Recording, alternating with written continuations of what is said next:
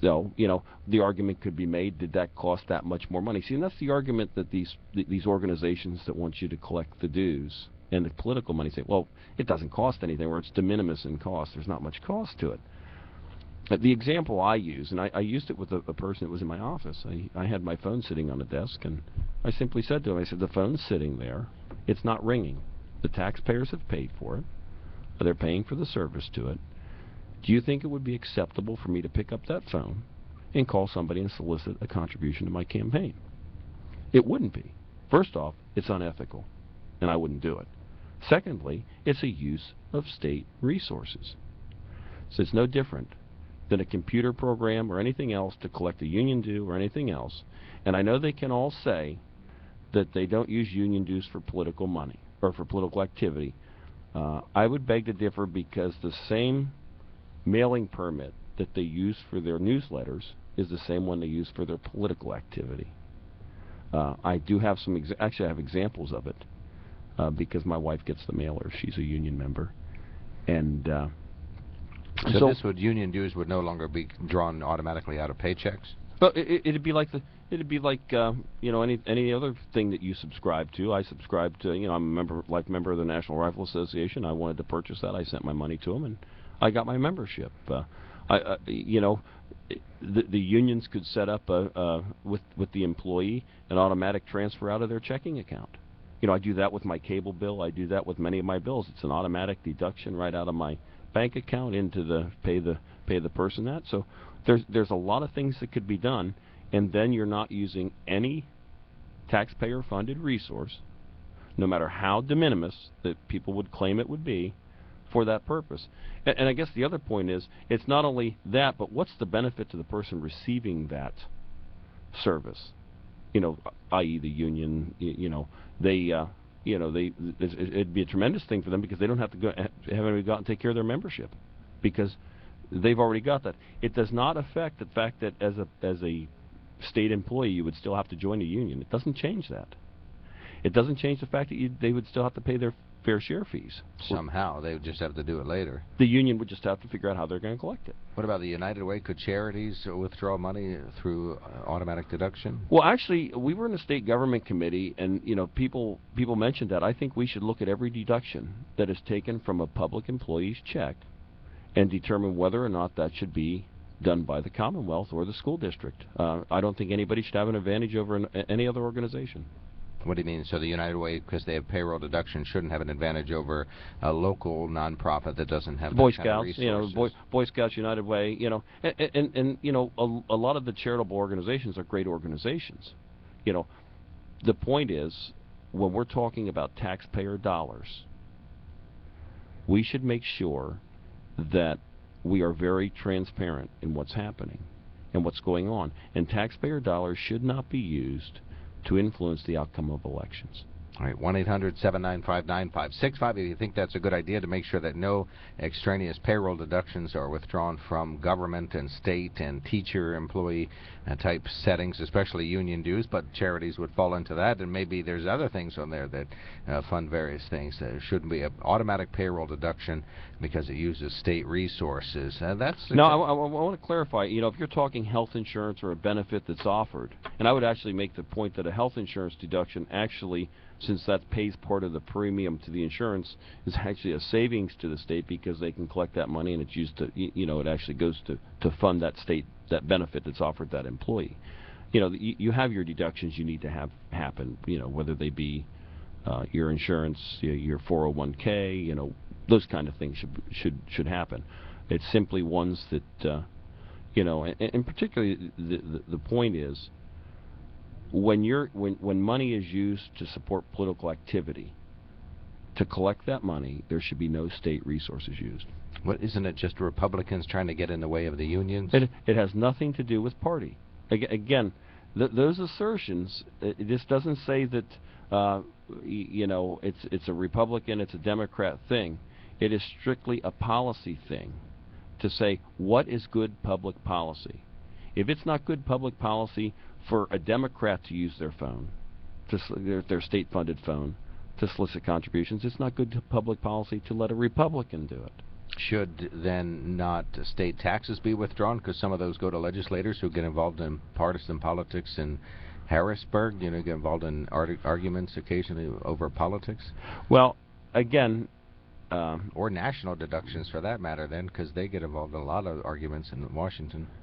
But here again, when you provide a service, and actually that's the thing that a lot of people try to confuse here. When does it become the employee's money, and when does it cease being the employer's money and become the employee's money? Okay. And again, with your money, you can support whomever you want, and you can support whatever organization you want. But as a function of a job, as a representative, I don't look at myself as getting involved in partisan arguments. I look at myself as representing the people and doing the job that I was elected to do. Sometimes, there's going to be people on both sides of the issue. But my job as a representative is not to get into partisan things, but it is to go and say what is good public policy and advocate for that and the things that the people elected me to advocate for.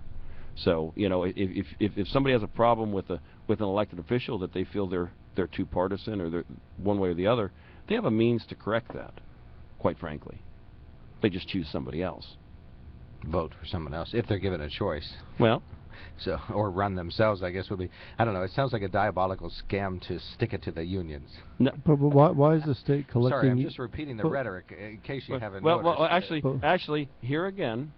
Do you want me to read my definition that I read earlier and said before that we should add in the thing that when we don't know something is fact, we shouldn't be repeating it. Oh, here we go. Again, that's what it is. How do you know that that's true? How do I know what's true? What you're reading right now. Well, it was a definition that I was given that I think quite frankly sums it up. We can talk about things that, if we don't know, if we think that the intent of the author of this legislation was that, then I would suggest you sit down and you talk with him and you see what he means. But don't accuse him of being partisan and only wanting to attack it for one reason. That's not the case. The case is people went to jail for using public resources to influence the outcome of elections. Mm-hmm. Now, if we use public resources to collect money, excuse me, if we use public resources to collect money that influences the outcome of, or tries to influence the outcome of elections, then I think that is not the use of public resources. We're clear on that. Ben? Yeah, why is the state collecting dues for unions or for anybody? It's not no need for the state to be in that business or to offer that service. It just makes no sense in its policy, and it's been brought up in other states also. Pennsylvania somewhat, I don't know when this started, but there's no reason for the state to be collecting dues. Union dues, any type of dues. There's just no reason for them to be doing that. All right, 1-800-795-9565. What's the public's view on this? Is this a GOP plan to irritate the unions, or is this a bona fide, this sort of political correctness and hair splitting that we do to make sure that our workplaces are objective and that everybody who's involved in a government workplace or a private workplace is... well, private's a little different. Right, okay, yeah, so a government workplace, just government, yes, skip the private workplace. 1-800-795-9565, Groninger Insurance toll-free line is open. You send us a note if you feel strongly about this. Lenape Solar email in basket is populated by notes sent to onthemarket.wkok.com. Our main sponsor, the Sunbury Motor Company. While looking for a vehicle, you know that if it sounds too good to be true, chances are it is too good to be true. You get the runaround, gotta go from place to place. Well, you can just skip all of that and go straight to Sunbury Motor Company. Sunbury Motor Company has been satisfying more customers and selling more cars since 1915, so you know they've got it right. No offers that look good on paper or online, and then you get disappointed when you see them in person. Sunbury Motor Company offers a lineup few other auto dealers in the area can compete with. With the inventory of Ford, Hyundai, Kia, and Lincoln vehicles, there will be no problem finding the right vehicle that fits your needs and your budget. And the friendly, knowledgeable staff's ready and able to help you with everything from the test drive to the drive off the lot. See for yourself at Sunbury Motors. Sunbury Motors, Ford, Lincoln, Hyundai in the North 4th Street Auto Plaza, Sunbury, and Sunbury Motors Kia, routes 11 and 15, Hummel's Wharf. Look for them online anytime at sunburymotors.com. Hello, this is Justin Charles from Lenape Solar. Did you know that through energy savings of almost $5 million per year, our customers are saving the environment the equivalent of over 98 million miles of driving and eliminating the annual carbon dioxide emissions of over 5,600 homes each year? Do you want to know how to be a part of these amazing numbers? Call us at 286-1496 or visit us online at Facebook or lenapesolar.com today and find out more about our exclusive Buy American partners for solar energy and energy-efficient lighting upgrades. If you're a fix-it-yourself kind of person or a fix other people's appliances person, the only name you need to know is APW. APW carries all kinds of parts from small to large for every name and type of appliance. If it's not in stock, Jerry will gladly order it for you. Don't you wish the rest of your life was as simple? APW in the Peters Appliance Building, Market Street in Sunbury. Fixing it for yourself or fixing it for other people, you're always covered with parts from APW. Like all good parents, my dad would give me advice. Stuff like, don't poke at the hornet's nest, or the dog is not meant to pull your sled. As I grew, I'd hear things like, told you to clean out those gutters.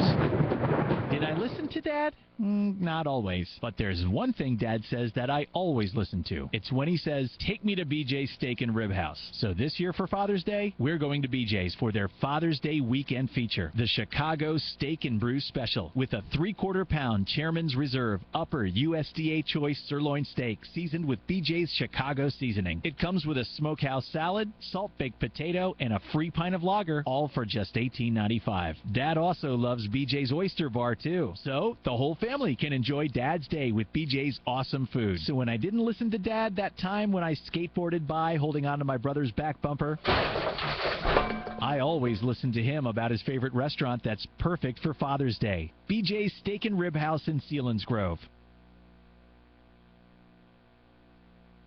It's Friday, Friday, gotta get down on Friday. Everybody's looking forward to the weekend, Friday. Not just any Friday, Friday the 13th, the full moon. We have a state representative in the studio.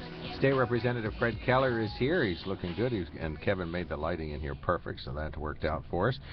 You are listening to On the Mark, WKOK Live Telephone Talk Show. We have open phones right now, all things Harrisburg. Budget, let's look at this year's budget and then next year's budget. This year's budget, it doesn't have enough money in it because revenues did not come in as expected. What's going to have to happen in Harrisburg to take care of that issue? Basically, the discussions, of course, start with the budget when the governor does the address in February, and he lays out what his vision for the upcoming fiscal year will be. We took a look at that. Since February, the revenue projections, we've come in below revenue. So we are looking at what we need to do to what programs or what initiatives the governor wanted to do. What of that is possible? What do we need to change?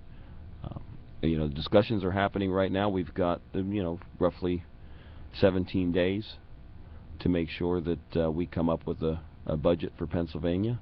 I'm very optimistic that we'll do as we have done in the past and past 3 years and get the budget done on time.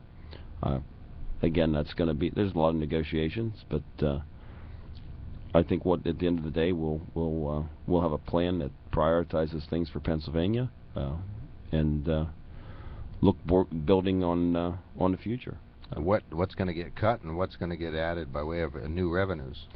Again, as far as new revenues, I wouldn't be advocating that we go out, particularly in a recovery that's been going on for as long as our recovery has been going on. I don't know that we need to go out and put an additional tax burden on the citizens of the Commonwealth. I think we're going to need to take a look at the initiatives that the governor had, and quite frankly, we'll probably look at not funding everything to the level that he wanted to fund it as far as his new initiatives. And it's discussions I've had. I don't see. We've had some discussions. I don't see us cutting anything in education. I would think that we wouldn't do that. In fact, I want to make a point there. We never did cut education when we talk about state dollars. And actually, it's interesting that's gone around. And I have for the 6 school districts I represent, Lewisburg, Mifflinburg, Midwest, Selinsgrove, Milton, and Warrior Run, information from the Department of Education on all the school districts in Pennsylvania, but particularly the ones I represent. And in the first budget of 11-12, when I was elected, Lewisburg got a 4.59% increase in their total subsidies. Mifflinburg got 4.7. Midwest got 11.04. Selinsgrove got 3.39. Milton got 4.88. And Warrior Run got 6.52. All increases under my first budget and Governor Corbett's first budget. What happened was, you know, the federal money, the federal government, what they giveth, they taketh away, and they cut it, and we funded at record levels state education K through 12. And so that's a myth that's out there, and I challenge people that are repeating it to actually go to the Department of Education and get the numbers, or go to their school district and get their numbers on the total subsidies.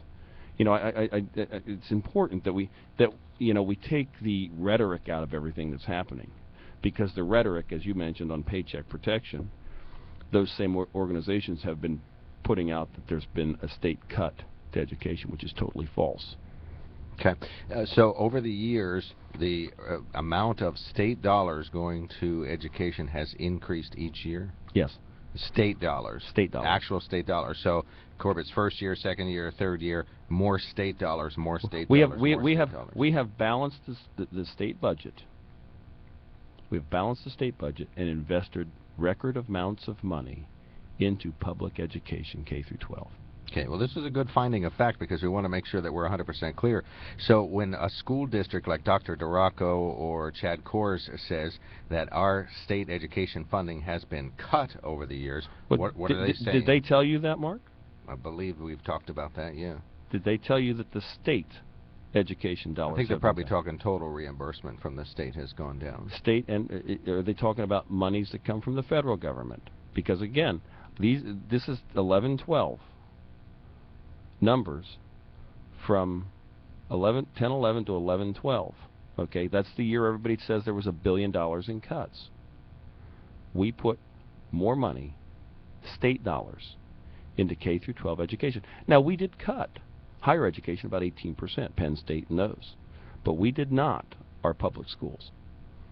Okay, so anybody in Pennsylvania that says Governor Corbett's overseen budgets that resulted in reduced funding for districts, did the funding keep up with inflation from Harrisburg? Well, that includes, I'm going to say that also includes the increases in the pension payments.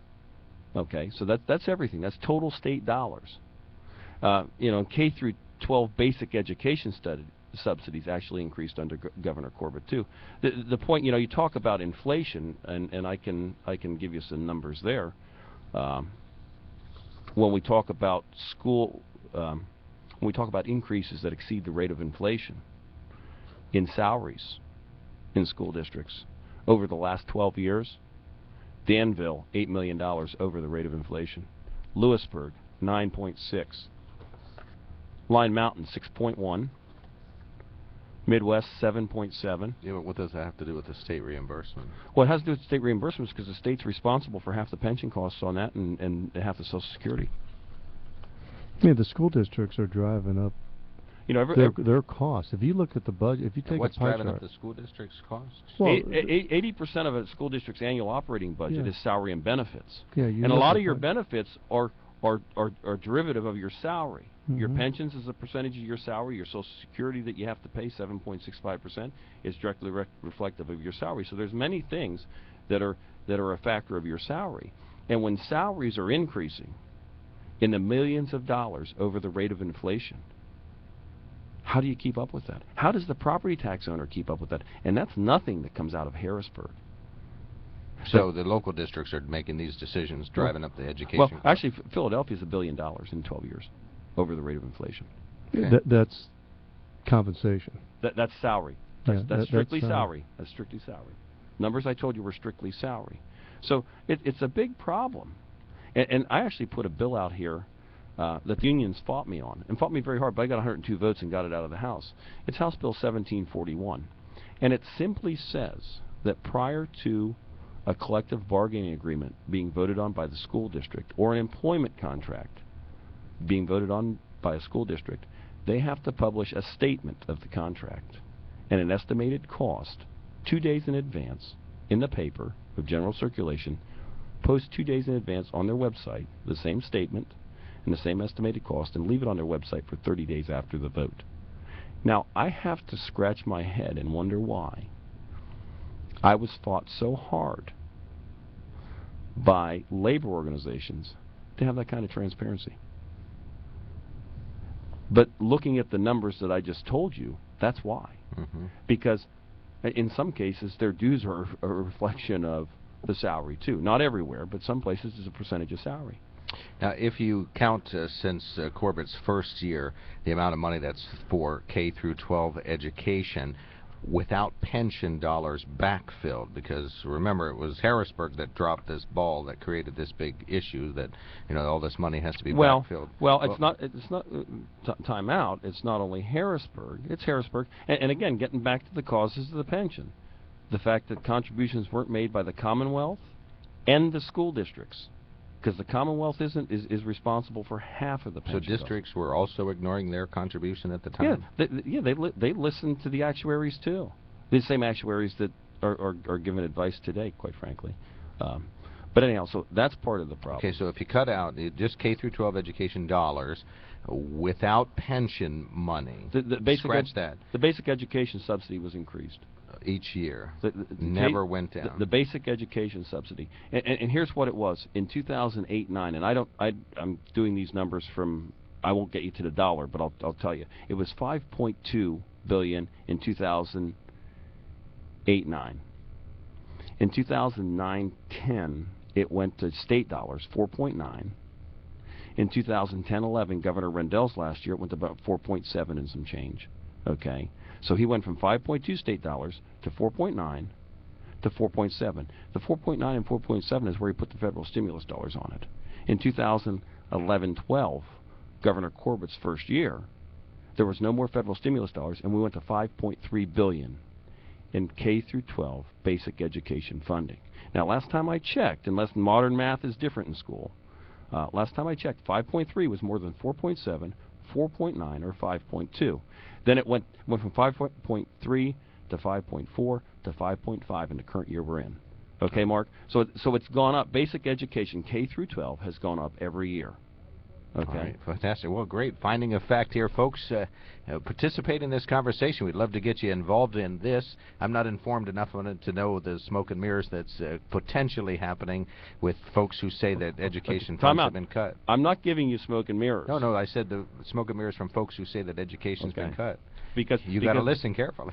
Well, I just want to make sure. It's a tricky show here. I just want to make sure that when we talk about this, and and here again, I make decisions on policy based upon factual information, not on hearsay, not on anything else. I do my own research. I require the people that work in my office to help with that research. Speak the truth. That's right. All right, 1-800-795-9565. We'll take a quick bottom-of-the-hour break. We invite you to call in if you have a question or an observation. State House member Fred Keller going to be with us another 10 minutes or so. We still have to talk about what is next on Paycheck Next Budget. Severance tax is next up on our list.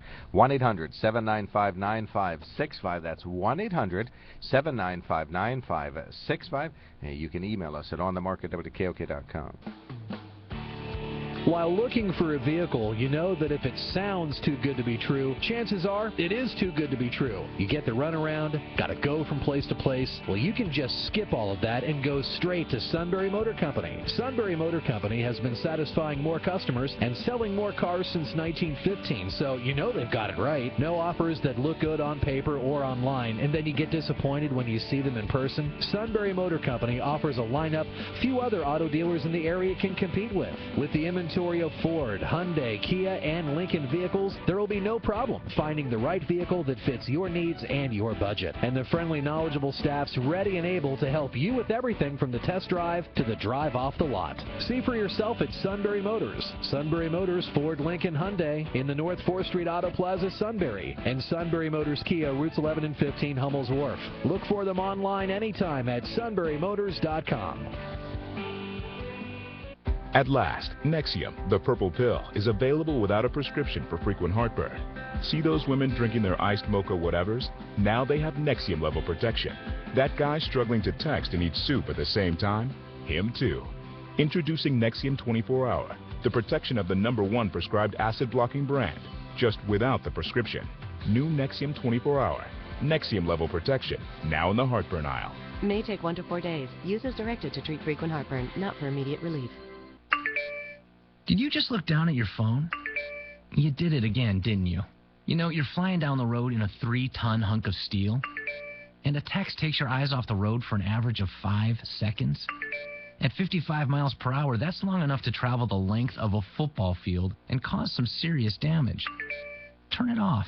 Trust me, whatever it is, you'll live. Learn more at StopTextsStopWrecks.org. Brought to you by the Ad Council and the National Highway Traffic Safety Administration. The experts at OBGYN Associates of Lewisburg are joining Evangelical Community Hospital's team of employed healthcare providers on July 1st. In addition to the experienced staff at OBGYN Associates, current and new patients will enjoy access to even more women's health professionals, as well as the same high-quality, personalized care you've come to expect at all of Evangelical's practices and locations. To learn more, visit evanhospital.com. Hi, I'm Megan from Selinsgrove, and even though I'm 10, I know the #1 cause of car crashes in the U.S. is distracted driving. Sunbury Broadcasting Corporation and Selinsgrove Ford want you to eliminate the distractions in your vehicle. Secure your passengers and equipment, turn down the music, and turn off the cell phone. This message brought to you by the stations of Sunbury Broadcasting Corporation, including News Radio 1070, WKOK, and Selinsgrove Ford, proud supporters of Susquehanna Smart Drive. He was one of the truly outstanding second basemen of his era, a guy that helped the Yankees win championships. Willie Randolph joins us today on the Steve Jones Show, 3 to 5, News Radio 1070 WKOK.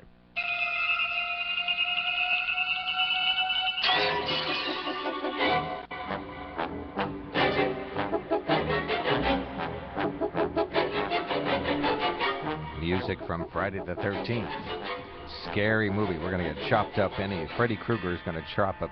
Well, I don't think it was Freddy Krueger on Friday the 13th. I know. I'm just toying with you, seeing if your trivia is all. Well, it's been a long time since those movies were new when I was in high school. Who chops you up on Friday the 13th? I think his name was Jason. Okay, thank you. Are you sure? I think. You're going to stick with that. I think you know for sure. I think it is. I think you're making fun of Mark Lawrence because he can't remember his villains. Well, no, I'm not going to say 100%. I don't, it's been 30 years since I watched that movie. Is that the hockey? That's a hockey mask. Yeah, wore the mask and, It's good. Maybe Kevin's going to go get the chainsaw out and rev it up in the for the Texas Chainsaw Massacres. I never saw those movies. Since he has left his seat, and now we are I guess producerless. The movie that set the bar for that, I think, was Halloween. Just started those, I thought Psycho was the movie that set it all. Okay, well, I guess. And that goes back a little bit. That's a couple decades. 1-800-795-9565 is our telephone number. We invite you to call if you have a question for State Representative Fred Keller. Next topic, severance tax. We desperately need one in Pennsylvania to fund conservation measures in the decades ahead. But Ben will tell you that the drilling companies are already being taxed the same and a little bit more than everybody else. And State Representative Fred Keller is going to say. Well, actually, I thought maybe we might talk about this. And here again, it's when you want to get through the rhetoric of what happens, and you want to look at the entire tax structure on a particular industry. You listen to 30-second sound bites that have a shred of truth to them, and then it's all opinion after that. And it's like, we're the only state that does not collect a severance tax. We need to get our fair share, okay? Mm-hmm. The shred of truth is... A shred of truth. The shred of truth is a sliver of truth. Oh, good. That we don't have a severance tax, but they don't mention that we have a capital stock and franchise tax. That most other states don't have. That most other states don't have. That we have a corporate net income tax that is the second highest in the nation, and that we have an impact fee. Okay? The people that they don't mention that, and when you compare what we collect versus, and I'll go to Texas that has a 7.5% severance tax and none of those other fees or taxes. When you look at that, if you would normalize it for production, we would collect more money. And again, I'll say, go to the Department of Revenue, see what we collected, see what Texas collected, adjust it for production, and you can do that. The 1 year we produced 4% of the gas that Texas did, so you divide ours by 0.04, and it'll tell you if we produce the same amount of gas, this is what we would collect, and it's many times more if we would produce the same volume of energy. So when you look at this and we say we're not getting our fair share, that's just somebody's opinion that wants to take that money and spend it on other items.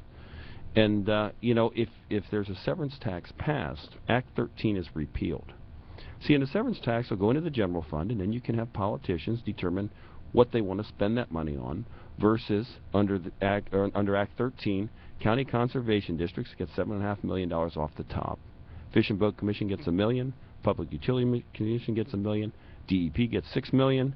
PEMA gets $750,000. State Fire Commissioners get $750,000. Department of Transportation gets $1 million. Natural Gas Energy Development Fund, that actually goes through 2013. Then it's divided 60-40. 60% of the revenue goes to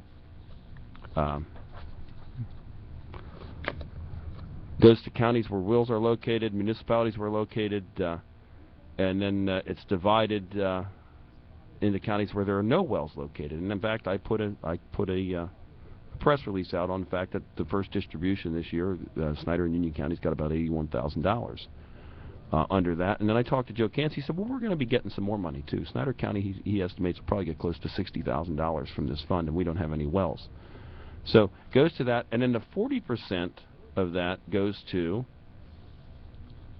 the Commonwealth Financing Agency, 20%, 10% of the remaining 40% goes to Environmental Stewardship Fund, 25% of that remaining 40% goes to Highway Bridge Improvement, 25% of that 40% goes to water and sewer projects, 15% goes to county conservation projects, and 5% goes to hazardous sites cleanups after 2013, so beginning 2014.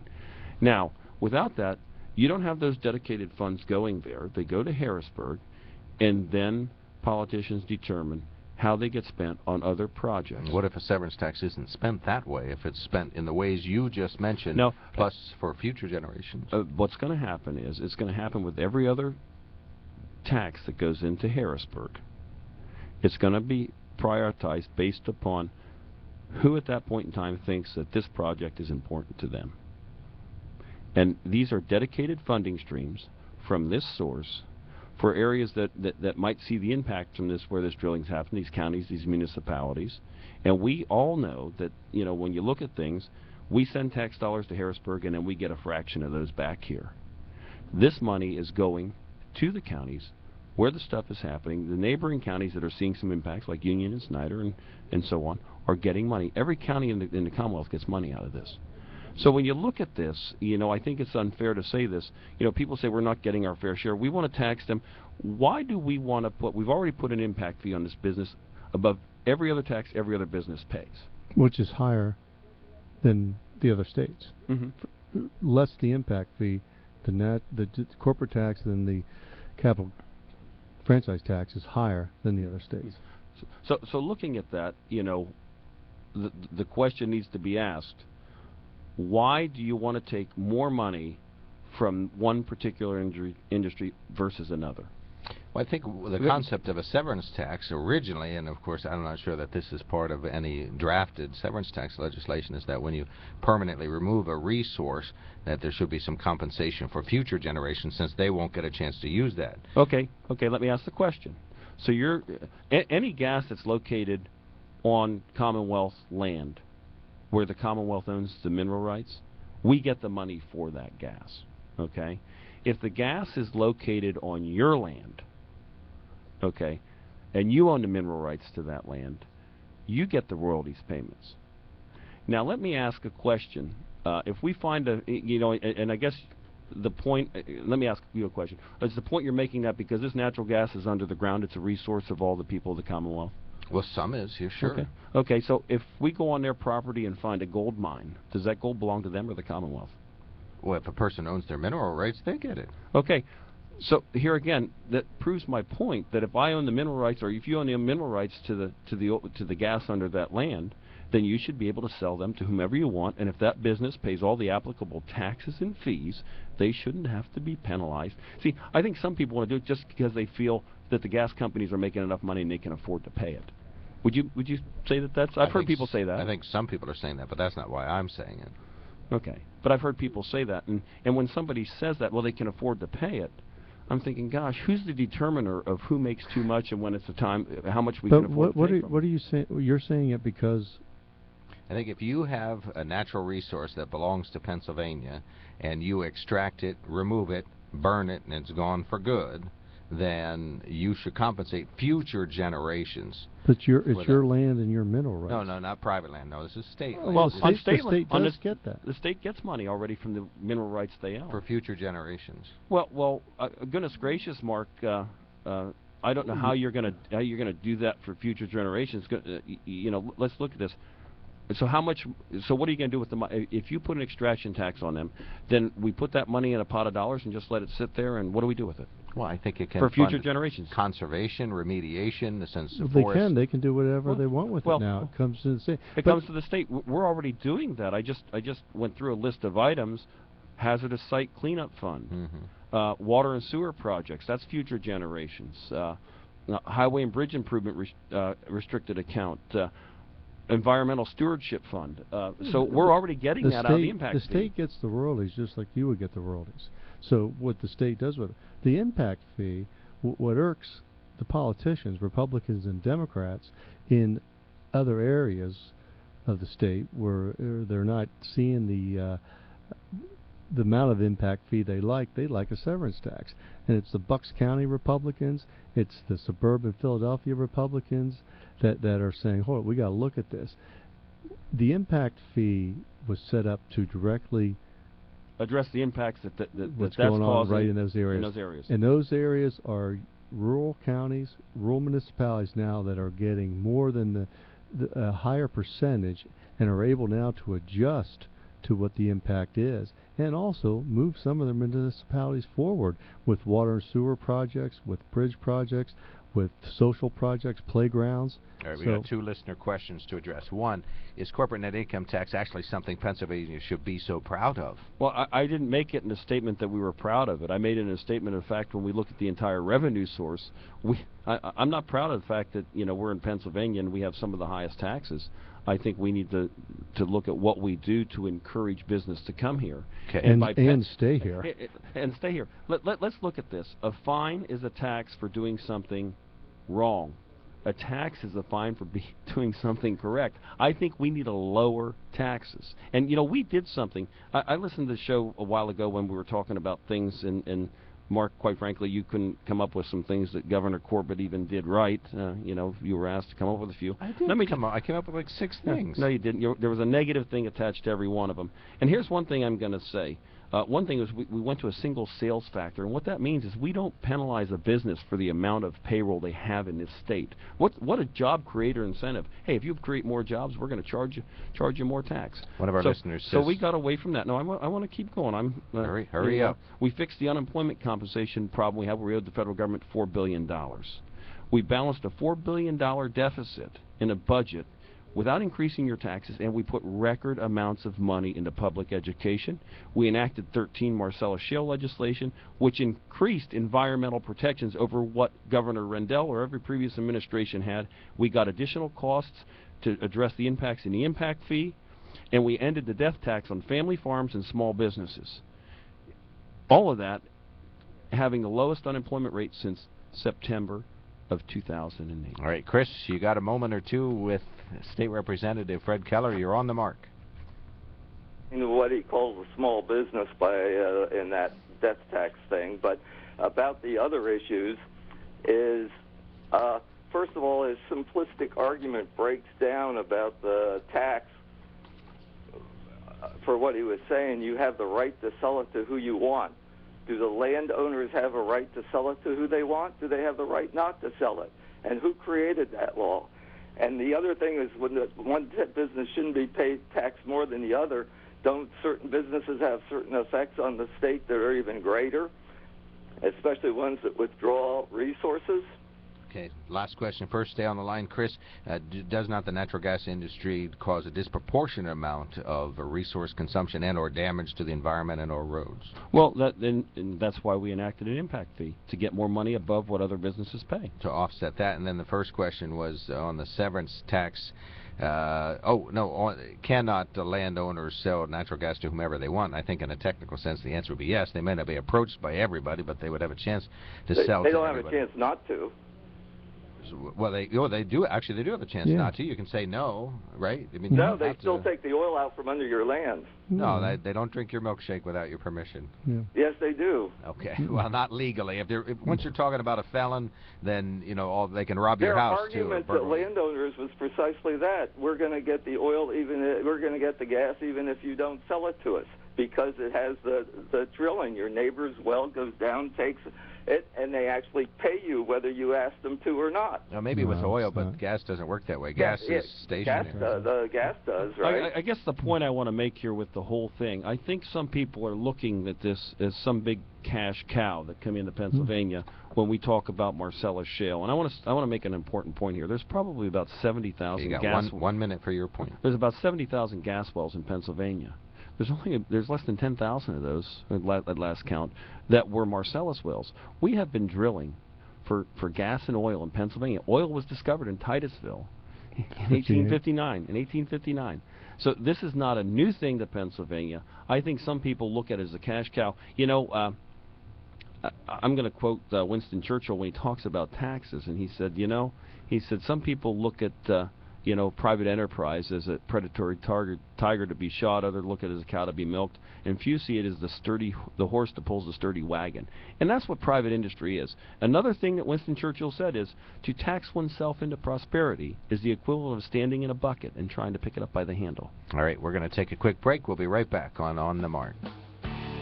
While looking for a vehicle, you know that if it sounds too good to be true, chances are it is too good to be true. You get the runaround, gotta go from place to place. Well, you can just skip all of that and go straight to Sunbury Motor Company. Sunbury Motor Company has been satisfying more customers and selling more cars since 1915, so you know they've got it right. No offers that look good on paper or online, and then you get disappointed when you see them in person. Sunbury Motor Company offers a lineup few other auto dealers in the area can compete with. With the inventory of Ford, Hyundai, Kia, and Lincoln vehicles, there will be no problem finding the right vehicle that fits your needs and your budget. And the friendly, knowledgeable staff's ready and able to help you with everything from the test drive to the drive off the lot. See for yourself at Sunbury Motors. Sunbury Motors, Ford, Lincoln, Hyundai in the North 4th Street Auto Plaza, Sunbury, and Sunbury Motors Kia, routes 11 and 15, Hummel's Wharf. Look for them online anytime at sunburymotors.com.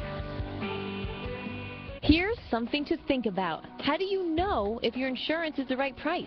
Have you ever had your insurance reviewed? Do you remember when it was reviewed? And are you getting all the discounts you deserve? Let Groninger Insurance Agency give you a free, no-obligation second opinion on your auto, home, or business insurance. Give the Groninger Insurance Agency a call today at 570-473-8107. They're proud to represent the Erie Insurance Group. It's true, if you're not insured by Groninger Insurance, you're probably paying too much.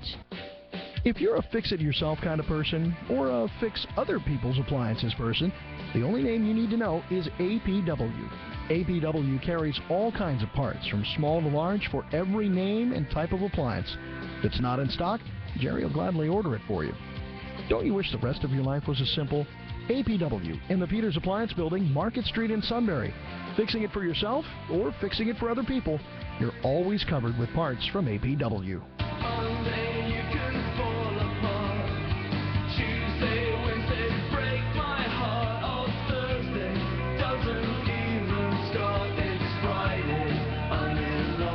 Friday the 13th, full moon. We got it all going on here, folks, so enjoy the day while you can. State Representative Fred Keller, held over by Mark Lawrence for just a few moments more. Kevin Hurt, thank you for your hard work today and making the webcam even more Illuminati than ever. Ben, thanks for coming back. We'll see you on Monday. I did say we had 2 listener notes. So one listener said, what about closing the Delaware loophole? What is that all about? Question mark, question mark, question mark. Actually, the Delaware loophole, which is, some people would say a flaw in the law that allows businesses to funnel profits to Delaware under holding companies. We have done some things in Harrisburg to address some of those issues. It's amazing that one of the advocates for closing the Delaware loophole is the Democratic candidate for governor. And if you look at where his business is incorporated, it's in Delaware. So, again, I think that, when we start talking about these issues, it's important that we discuss all the facts surrounding them and make sure that, we're not just repeating rhetoric because we heard somebody say it. Okay, and if the Delaware loophole is closed, would not the natural gas companies have to pay more in Pennsylvania, pay more of this so-called fair share that we keep getting again, about? You'd have to see where the business... where they're incorporated. Where they're incorporated. Again, some of these businesses are right here in Pennsylvania that are doing drilling. Some of them are small companies that are contracted by another company to do the drilling. So when you look at this, the drilling that's happening up there is happening by some large companies, some small companies, and you'd have to see where they're incorporated. And a lot of them are incorporated in Texas, the energy companies, and of course Texas's taxes are very advantageous to businesses, and you're seeing Texas prosper and growing. They're having businesses like Caterpillar look to move there. The number of businesses, California, moved into Texas. Again, the business-friendly atmosphere creates a real positive return, and we're seeing that in Texas. Okay, are you going to be able to? Okay. And I would add to that, Ben, a rising tide brings up all ships. I mean, it helps everybody. It helps our education, helps our hospitals, helps our kids, helps families. So I look at it's hard to be. You get a lot of people who argue or discussing. It's hard to be pro-jobs and at the same time be anti-business. Mm-hmm. It just doesn't work. So. Yeah, and I look at some of the people that advocate against big business. I would, they are some of them public employees or former public employees, and if you look at some of those retirement systems and what they invest in, Peacer's owns 1 million shares of ExxonMobil. Again, so you can write the letters to the editor and everything else about how much corporations are bad, but then you better look at the portfolio that's paying your pensions. All right, 1-800-795-9565, Groninger Insurance toll-free line. Staunch Republican, ultra-conservative Ben Reichley is finally back from all of his days off, and he brought with him another fellow committee man, Fred Keller. Welcome back. Well, actually, I'm not a committee man. I was actually never a member of the committee. My son is now. He got elected to that, but I look at myself as somebody that looks at all sides of the issue, and I thank the residents of Union and Snyder counties for their confidence. Thank you very much. LenapeSolar.com, GroningerInsurance.com, SunburyMotors.com, our main websites. You're listening to On the Mark on News Radio 1070 WKOK Sunbury. Ben returns on Monday, so we will see him in. This is WKOK Sunbury.